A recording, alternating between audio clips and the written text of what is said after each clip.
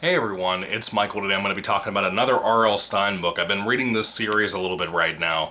I'm probably going to stop after this book for the time being, just because we're getting closer and closer to September, and that's when I start wanting to read the Halloween books that I have picked out for this year to talk about here on the Goosebumps channel.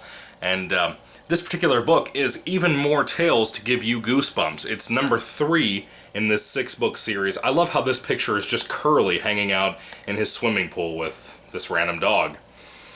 Yeah, it's like a little kiddie pool too, Curly of all people. As famous as he was, he couldn't afford anything but a kiddie pool. Goosebumps doesn't pay well. Anyway, this is a 10 short story book here, and I still think, after reading this one, that the first book is still the best. I think this is a bit of an improvement, a little bit, over the second book, but I think the first book is still the best overall. A lot of these stories just really don't take off, and they really don't have a whole lot going for them. They feel almost like filler stories. But then at one point in the book, you have 3 fantastic stories back to back, and it just really amazed me how odd the quality of these Tales to Give You Goosebumps books typically are. Now, like I said, there's 3 more. The next one is a Halloween-style book. The one after that, I think, is just like another like cookout-type book, so it might take place during the summer, it might not. I noticed in this book, since it has kind of a summer cover art thing here, there's a couple of stories in here that actually feel like a summertime read a little bit. Not all of them, but some of them do have a little bit of that to that. And I noticed the very last book, book number 6 of this series, also looks like it's going to be nothing but Christmas stories, so I'm really excited, God willing, that I can possibly sit down at the end of the year and read some of that here on the channel and talk about some cool stuff. But yeah, for right now, Even More Tales to Give You Goosebumps. Special edition number 3, if you want to call it that as well. R.L. Stine, of course, his writing style is typically the same as it always is. If you've read any of the other Tales to Give You Goosebumps stories, you might like this more than I did. I think the stories, for the most part, are kind of underwhelming, but like I said, there's a lot better selection, I would say, compared to book number 2, and again, book number 1 still overrides all of them, in my opinion. The first story is called The Chalk Closet, and basically a bunch of kids are in school. They have this really mean teacher, and he keeps sending students away to this place called The Chalk Closet. We don't exactly know what that is until the end of the story, and even then it's kind of vague, but it's kind of scary a little bit, but at the same time kind of stupid and goofy and cheesy like Goosebumps typically is. It was a bad start for the first story in the book. Not a good idea. The next story is called Home Sweet Home. I actually really enjoyed this story. Basically, 2 sisters go to a garage sale. They kind of bicker and banter a lot. They go to a garage sale, though, and the older sister, the main character, accidentally breaks something at the little garage sale thing, or yard sale. And at this yard sale, for whatever reason, the owner stayed inside of her house and didn't come outside at all. She just kind of told people with a sign to lay their money that they wanted to pay for items on the table outside, and that's pretty much it. There was no association with the owner themselves at that house. And, of course, like I said, the main character broke something, and she didn't pay for it, and she took off. And it involves a lot in this story with spiders and stuff. Now, of course, the little sister also has an obsession, too, with her dollhouse, and she wants to add things to her dollhouse and her collection of dolls and stuff like that. Little teeny tiny dolls, a little bit bigger than Lego figures, probably the size of your basic Star Wars figure, I would say, for my ability to read this and tell. I'm assuming it was about that big. But it was okay. It was a good story. I thought it was decent, especially with the moral itself a little bit. I dug it. I thought it was fine. The next story could potentially, it's tied with another story to be my favorite in the entire book. It's called Don't Wake Mummy. Yeah, we had a mummy story in here, and it was fantastic. Genuinely scared me, even though I could tell kind of where the finale was going. It's a little bit predictable, but this, like I said, could be tied to be my favorite story in the entire book. Definitely worth picking up just to read the story alone. Don't Wake Mummy is essentially about a kid whose dad works as some kind of, like, curator or something at a museum locally in town. And for whatever reason, this time around, a mummy, his body inside of a box, you know, the tomb that they would bury, or not a tomb, but, you know, the casing, the big old golden pharaoh casing things they would put mummies' bodies inside of, get delivered to this family's house, and they have to store it down in the basement while the dad kind of gets it ready and stuff to go in the museum. It has chains wrapped around it and everything, and it's really eerie. And it really plays on that feeling of the monster in the dark basement when you're a child, and how, you know, do you really want to go down there? Do you really want to see what this thing could do? Is it alive? You know, what is it? He thinks at one point he sees the box top lid thing move. His sister picks on him mercilessly?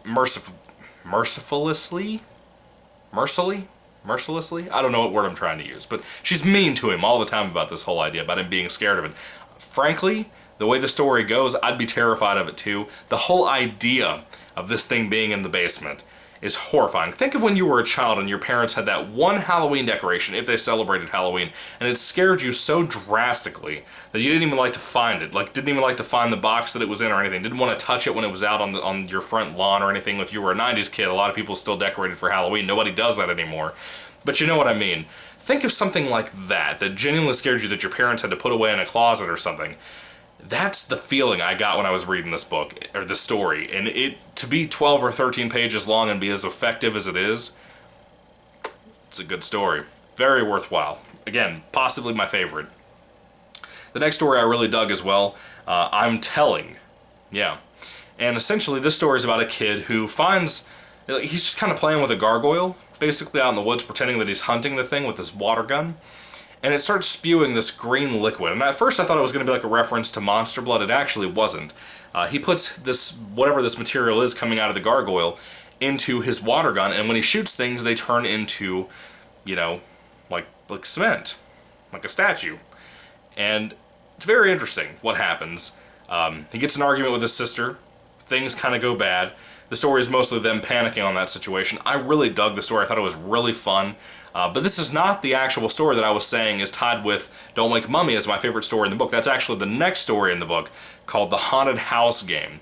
The Haunted House Game is fantastic, dude. It is such a scary, eerie story that would be so good to read around a campfire to kids. The Haunted House Game essentially is about a kid and his friends that all want to play a board game. And this particular one is called The Haunted House Game, of course. And for whatever reason, this time as they play it, and they've played it a ton of times before, but this has never really happened. So on this game, let's say you rolled a die and you got a 4, right? And you start moving your space to 4 places in, and the 4th spot you land on says that you hear a screaming in the attic of the house. Well, then it actually happened, right? And little things like that keep happening, and they keep getting more and more severe, and it's genuinely scary. It's one of the scariest Goosebumps things I've ever read in my life. It's like Don't Wake Mummy in that respect. It is genuinely eerie, in my opinion. Definitely recommend the book alone, again, for that story and for Don't Wake Mummy, and for I'm Telling. I think I'm Telling is a pretty good story, too. There's another story in here after that called Change for the Strange. Basically, 2 girls find a shop, and the main character buys a snakeskin jacket. She doesn't really want it at first, but she goes ahead and gets it. She thinks it makes her look pretty good. And bad things start happening to her. Transformation type stuff that starts happening to her, and it's kind of dumb, but I actually like the finale. I think the finale is pretty good. Pretty cool solution to the story, actually. It's kind of gross, but kind of cool.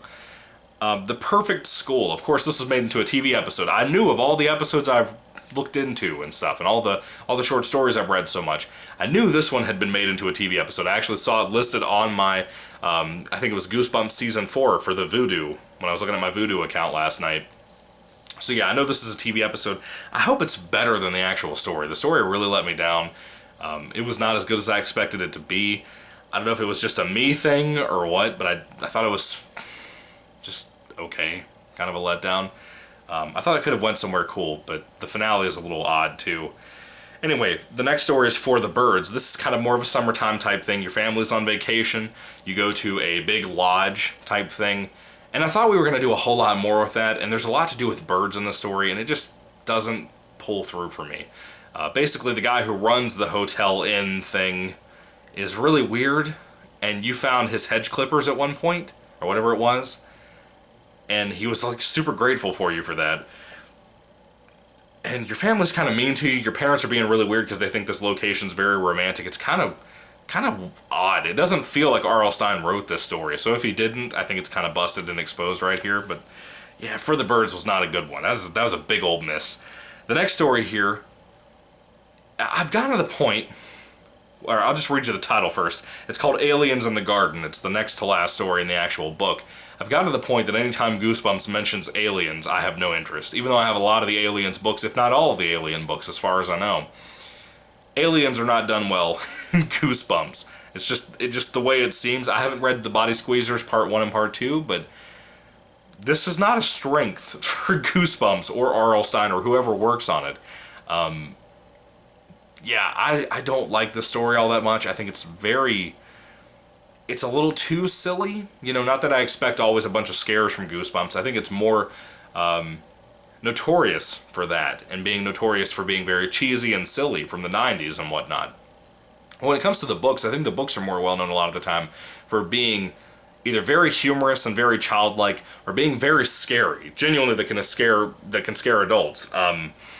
This is a story that's very much more in the childlike area, whatever category, where it's mostly focused on being a silly story about a kid who finds, well, basically a big storm comes through and he sees lightning strike this little tiny flying saucer in the middle of the air, and it crash lands. There's like 3 little aliens. I'd assume they're about maybe a foot tall, not even that, in the story, like the size of maybe a Barbie doll. I don't know, maybe less than that even. The story is okay. It's fine for what it's trying to be. I actually really like the plot twist at the end. It reminds me a lot of a certain book that I don't want to tell you about. When you read the story, you'll probably know what story I'm talking about. I don't want to spoil it for you. But I actually think it's done better than that actual book that I'm thinking of. It was a book that I got a lot of flack on my review for when I did my review, because people did not like the fact that this was a very popular book from the original classic 62 book run. And I always thought the plot twist at the end of it was really stupid. And that twist done here is actually very well done. I actually enjoyed it. The last story in the book is another miss. It's called The Thumbprint of Doom. And The Thumbprint of Doom is basically about a bunch of kids realizing a new girl moved into town. They kind of befriend her and talk to her. Her name is Carla. And Carla's very superstitious. She's always focused on like her horoscope, which who focuses on that? A lot of new age nonsense. She's very focused on her horoscope.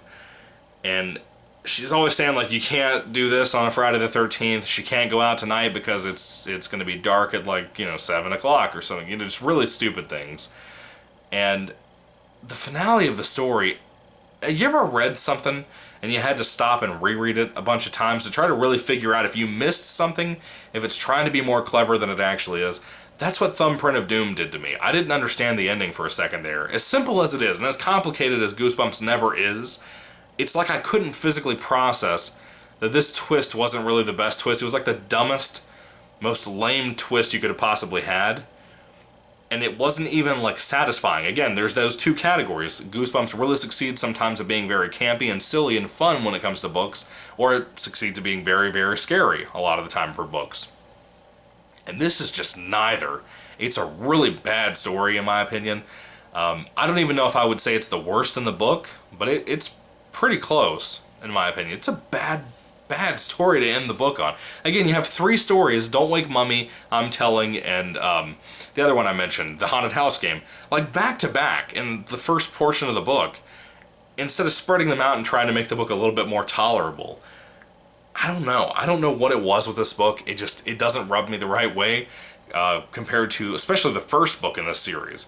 Yeah, it's not as good. Again, book 2 and 3 have been kind of disappointing compared to book 1. I'd recommend them for collectors, that's about it. If you're curious about more short stories from Goosebumps or from R.L. Stine himself, then maybe check this out. I don't know, but when it comes to even more tales to give you Goosebumps, it ain't great. It's not great. If I had to rate this on a 5-star basis, guys, I'd probably give even more tales to give you Goosebumps, maybe a 3 out of 5. It's fine for the most part. Like I said, those 3 or 4 stories I mentioned that I thought were good, they were really good.